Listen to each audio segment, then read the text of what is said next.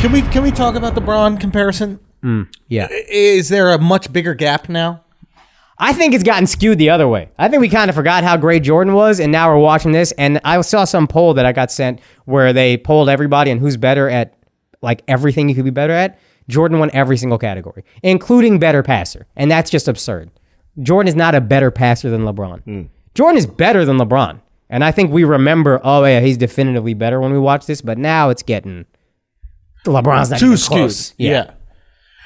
I think there's no denying the fact that Jordan is way more competitive. Yeah. And that Jordan has far more control of the game. And I think that's the knock on LeBron, at least for me, is that, yeah, he can play all the positions, and yeah, he can do all this stuff, and he's amazing, etc. Amazing passer, facilitator. But he can't control the game the way Jordan can control the game. Yeah. And he can control it very well. But he can't do what Jordan does, which is I will just take over in the fourth. Nobody else will touch the ball. Nobody else needs to score. I will make sure that I score. And if I need to get the stops, I'll do that as well. Yeah, it's kind of like that B.J. Armstrong quote in the first 3P where Jordan just kind of figured out how to win. Yeah. Like, well, he wasn't even playing the game to play anymore. He just was playing to win. Yeah. And he just got it and saw the matrix, basically. Yeah. It kind of seemed like that. And LeBron's not quite there. Yeah, I don't know if LeBron has the confidence in his offense that Jordan does. Yeah. I think LeBron has the confidence in his ability to get the best shot in the moment for his team. Yeah. I think he knows how to do that. I don't think he knows how to get the best shot for himself.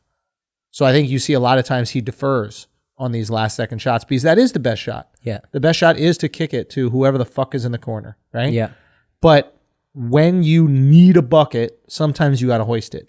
Yeah. You got to be the one that puts it up. And of course, there's been tons of last second shots that LeBron has hit, and we can go throughout history and find them and make a point for that. Absolutely. That being said, I think he's limited in his ability.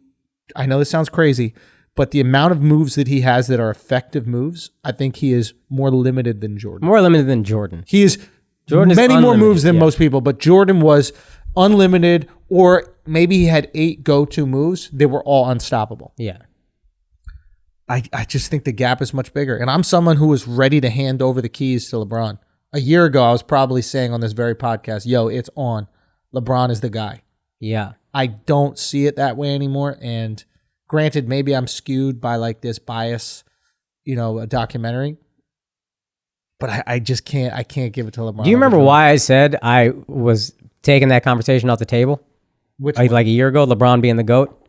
It was because LeBron went to LA, and we essentially knew this year he's mailing it in.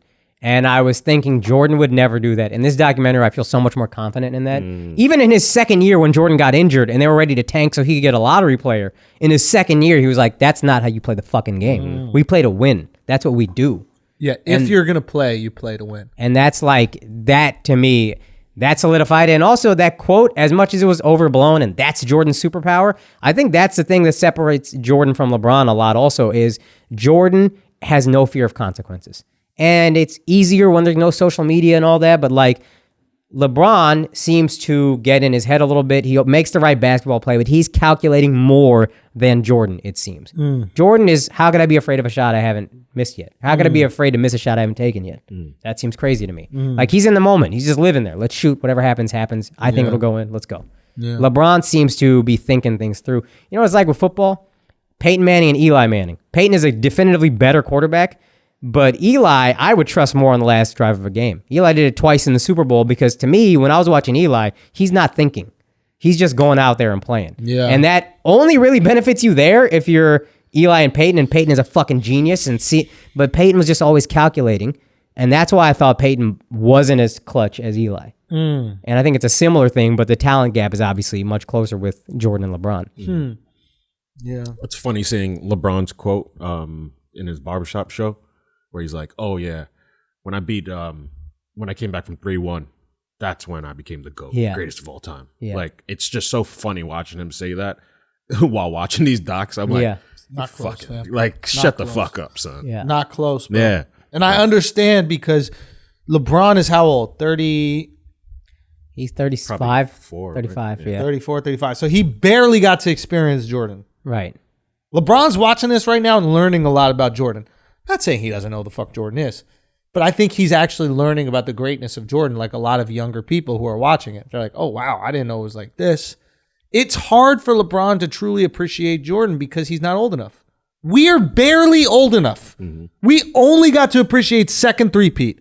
If any of us want to sit in this room right now and be like, nah, I knew he was the greatest the first three-peat, you're lying. You don't remember it. You do not remember. I remember thinking he was the greatest after flu game. Because as a kid, I thought it was Which three-peat was that? Second three-peat. No, exactly. To your point, yeah. So it's like, so LeBron younger than us by at least 2 years, right? Yeah. And these are formative years. Like the difference between like 7 and 9 is big. Yeah. You know, the difference between 16 and 18, nothing. Yeah. Like 7 and 9. You could probably appreciate it because I appreciated it during the last two finals. Yeah. And how old were you? I'm younger than LeBron. How LeBron is 35. He's about our age. And I'm 33. Okay, so he experienced that three-peat. He understands greatness from that three-peat. Especially the second three-peat. 100%. Probably not the first one. Yeah. Because there was 2 years. But I think that exposes a difference in mentality. Mm-hmm. Where LeBron, at that point, is like, oh, I'm the greatest ever. Jordan was never like, oh, I'm the greatest ever. It's good. He was just like, I want to do something they haven't done. And then when he did that, what's the next challenge? Yeah. He wasn't like, I'm sure he thought it, but we haven't heard him openly say, that's when I knew I was the greatest player ever. Son, LeBron has openly said, I don't need to achieve anything more. I'm good. That's what you say when you say, I'm the greatest ever already after winning that championship for Cleveland. But here's the thing. Jordan to this day is like, it's maddening to me we didn't win 7. Yep. Yeah. That's the difference. That's the difference. Yeah. The fact that Jordan will never be satisfied after winning the NBA Finals and hitting the game-winning shot, of his finals, he goes, there's still some daylight out here. We can get some golf swings in. Yeah, that was nuts. Yeah, Oh, I meant to point that's that crazy. out. Right? Yeah, great point. LeBron is still in his career going, I've accomplished everything I need. Yeah. Jordan hits the game winner. Is like, let's go compete at something. Now I am never satisfied. Bottomless pit. Keep filling, keep filling, keep filling. And the fact that LeBron is satisfied means he'll live a much better life. He'll probably have a much better relationship with his family and his friends and everything. LeBron and his wife seem happy. LeBron seems like a great guy. Got the fucking school, the I Promise Academy or whatever I can. It's all like, this guy's incredible. Jordan is a more incredible basketball player. There's a cost to being that incredible. There's a cost to winning. Jordan said it himself. There's a cost to winning. It's happiness in a lot of times. Yeah. Yeah. Jordan don't look happy now. Yeah. It's maddening to me we didn't win 7. That don't seem happy. Yeah. Ugh, it's just great. That shot of him sitting on his, whatever that thing is, bench. Yeah. He's on like some bench. That's a dope shot. The Thanos shot. Yeah. Somebody had a meme of Thanos, at the end of, what is it, Endgame? Yeah.